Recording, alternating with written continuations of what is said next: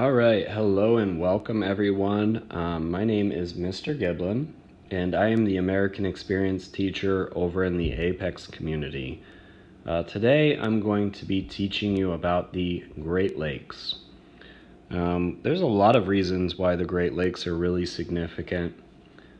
Today, the Great Lakes are still significant, not just as significant to American history, but today they're still significant because a lot of Americans and Canadians travel to the Great Lakes for recreation.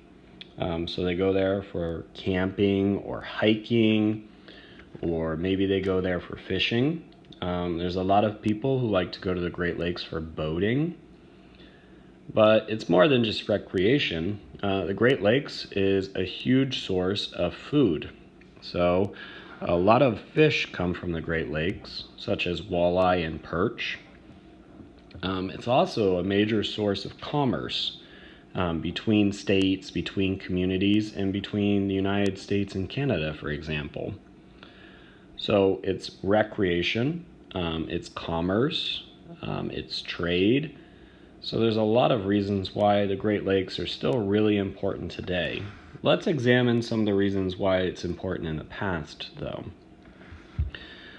So initially, when settlers, explorers, colonists, they start making their way to the Americas, one of the ways that they travel further west is through the Great Lakes. And the Great Lakes is a way that a lot of these people try to chart unexplored lands, at least by Europeans. They learn a lot about Native American tribes and things like that. But it's kind of this easier route to travel west, okay? So, exploration. Another big reason why we care a lot about the Great Lakes is because there's a couple major battles fought up there. During the French and Indian War, the colonists, and then with the British, their help, they are fighting the French and some Native American tribes. And a lot of these battles take place in kind of the West. Okay, some of them take place around the Great Lakes or around Ohio or Pennsylvania, areas like that. These strategic places become really important again during the War of 1812. Okay, so during the War of 1812, the British forces are trying to maintain control of the Great Lakes, because if they can control the Great Lakes region, then they can prevent Americans from traveling further west. Okay, so it's a very strategic or important military location. And during the war, there's a lot of major battles fought between American forces and a Native American chief known as Tecumseh. And then one of the major deciding battles takes place at Lake Erie, where Oliver Hazard Perry defeats the British forces at Lake Erie.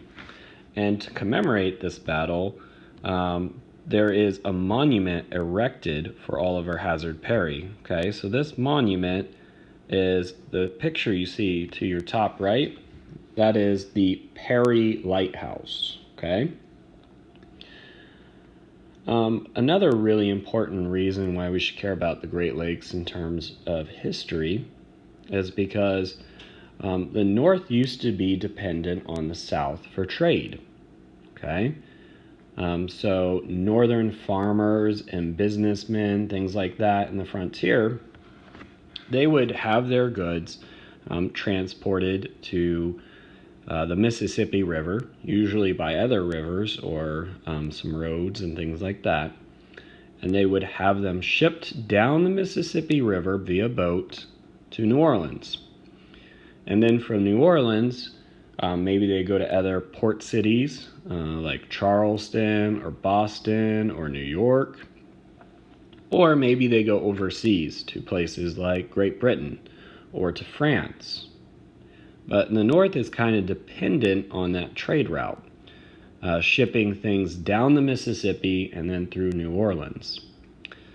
As the Great Lakes become more important as a trading route and they start getting connected with other major roads or trails, railroads later on, canals, they start becoming more and more significant for northern farmers and traders.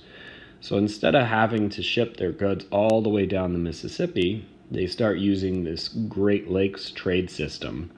And they can ship stuff directly kind of north and from the northern frontier to the northern major cities like New York and Boston, things like that. So it makes trade a lot quicker for them and a little bit more profitable in some cases. All right, let's talk about your assignment. What you need to do for your assignment is specifically you need to color the actual lakes. So there's 5 lakes that you need to color. And remember I told you I would tell you a method to remember the 5 Great Lakes.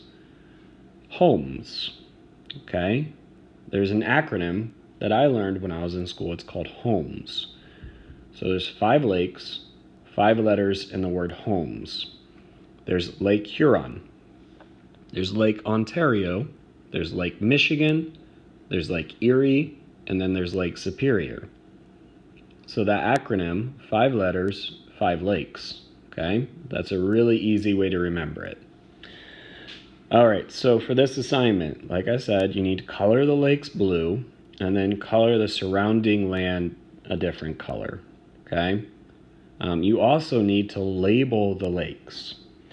When you're trying to find this map, remember those folders that we gave you at the start of the year?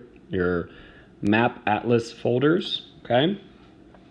What you need to do is you need to find the map in that folder that says Great Lakes. Looks quite similar to this one. And you need to pull that out and then label the lakes and color them blue and then color the surrounding territories, okay? Once you have finished that, go ahead and submit it into the assignment in Canvas. All right, I hope that you have a great day, and if you have any questions or confusion, feel free to contact your teachers.